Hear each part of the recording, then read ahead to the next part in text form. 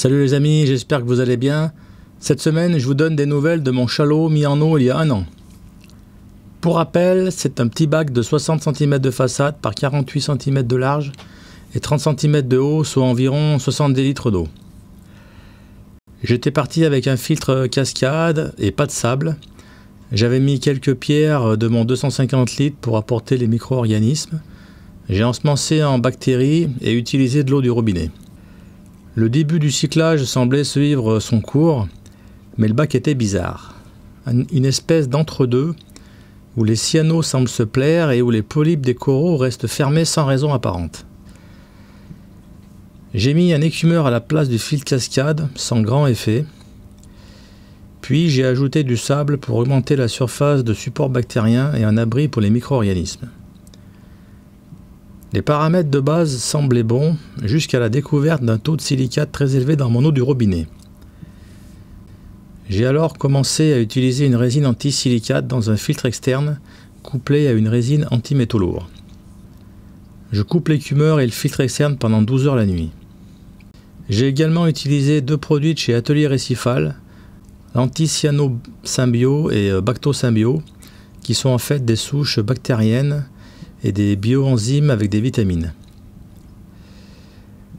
Petit à petit, le bac a vu les algues disparaître et le sable est devenu propre et les coraux ont déployé leurs polypes comme jamais depuis la mise en eau.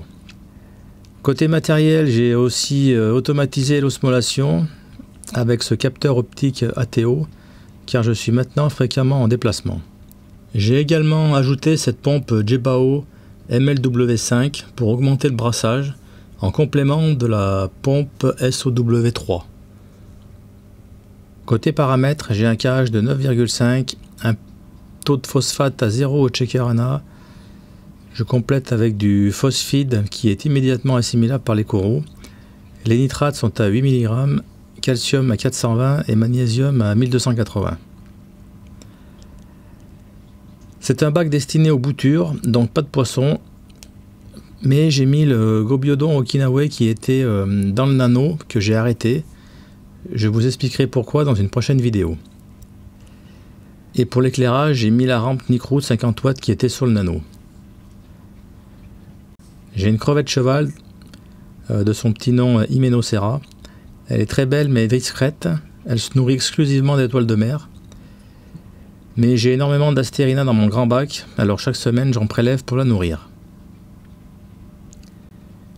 En conclusion, ce bac a mis plus de 8 mois avant de se stabiliser et de pouvoir accueillir des boutures dans de bonnes conditions. Cela montre qu'il faut parfois beaucoup de temps avant qu'un bac soit stabilisé. La patience est donc souvent de mise dans notre passion.